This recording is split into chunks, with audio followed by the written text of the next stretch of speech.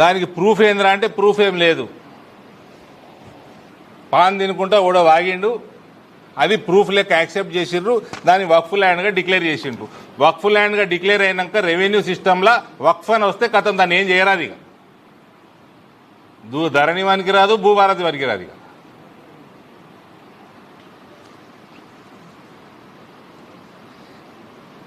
in Telangana 75% of the Waqf land is under encroachment, and in Hyderabad 82% of the Waqf land has been illegally grabbed by private individuals. This highlights the systematic failures of the previous legal framework. మళ్ళీ ఈ ల్యాండ్లన్నీ తీసుకొని ఈ వక్ఫ్ బోర్డులు ఉన్న వాళ్ళందరూ ఏమైనా చేసి ముస్లింలకు ఏమైనా హెల్ప్ చేస్తుర్రా అంటే ఏ లేదు. దోసుకునుడు. ఓ పెద్ద మనిషి మాట్లాడుతున్నాడు, ఈ ముస్లిం లీడర్ ఒక ఆయన, చార్మినార్కి వెళ్ళి పత్తర్ఘాటి దాకా ఎన్నో వందల మలిగలు ఉంటాయి. ఆ మలిగలు కిరాయికి ఇస్తే, ప్రాక్టికల్గా కిరాయికి ఇస్తే 2 లక్షలకి వెళ్ళి 4 లక్షల రూపాయలు మలిగికి రెంట్ వస్తుంది. వక్ఫ్ బోర్డుకి 500 రూపాయలు 600 రూపాయలు అవుతుంది. మిగిలిన ఏడిపోతున్నాయి. అక్బరు అసద్ ఇంటికి పోతున్నాయా? అంతే అన్నట్టు కదా. 500-600 రూపాయలకి ఇస్తున్నారట వక్ఫ్కి, బట్ యాక్చువల్గా ఆడ 2 లక్షల నుంచి 4 లక్షల రూపాయలు కిరాయికి.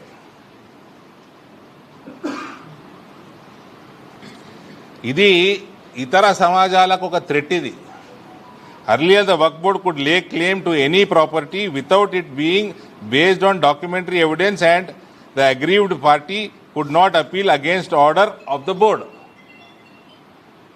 వేరే మతం వాళ్ళది ఏ ప్రాపర్టీ అయినా క్లెయిమ్ చేస్తే కథమిగా వాడు వక్ఫ్ ట్రిబ్యునల్ పోవాలి, ఆడ ఏం జడ్జిమెంట్ వస్తే దాన్ని బట్టి ఉండాలి జిందగీ భర్. హైకోర్టు వనిక లేదు, ఏం లేదు. Several Hindus lost their land in this unjust and arbitrary law. Now aggrieved individuals can approach. ఇప్పుడు మేము చేసిన ఈ సవరణ వల్ల అటువంటి వాళ్ళందరూ హైకోర్టుకు పోవచ్చు, సుప్రీంకోర్టుకు పోవచ్చు, రొటీన్ జ్యుడిషియల్ ప్రాసెస్లో కేసులు కొట్లాడవచ్చు. సో ఇది ఏ రకంగా ఇది అన్యాయమైన చట్టమో ఈ ముస్లిం నాయకులు చెప్పాలి. ఏ రకంగా అన్యాయం ఇది? నువ్వు ఆమ్దాని మొత్తం మింగుతున్నావు. ఈ షబీర్ అలీ ఇస్తుంటోడు పుట్టి ఓవైసీ కాదండి, కాంగ్రెస్ ముస్లింలు కూడా ఉంటారు. వీళ్ళందరూ నాయకులందరూ కలిసి మింగుతున్నారు. డిక్లైన్ ఆఫ్ వక్ఫ్ రెవెన్యూ చెప్పిన మీకు 166 కోట్లకి వెళ్ళి 9 లక్షల రూపాయలకు పడ్డది. ఇది 6-7 సంవత్సరాల వల్ల.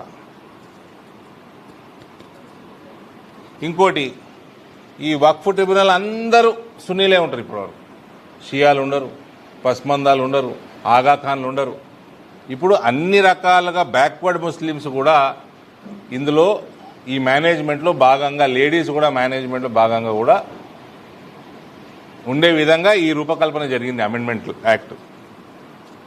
దీన్ని ఇతర రెవెన్యూ రికార్డ్స్ డిజిటైజేషన్ అయినట్టు వక్ఫ్ ప్రాపర్టీస్ కూడా డిజిటైజేషన్ చేసి టెక్నాలజీని వాడుకోవటం వల్ల ఇంకా మంచి స్ట్రీమ్లైనింగ్ అవుతుందని మన యాక్ట్లో మనం అమెండ్మెంట్ చేసుకున్నాం.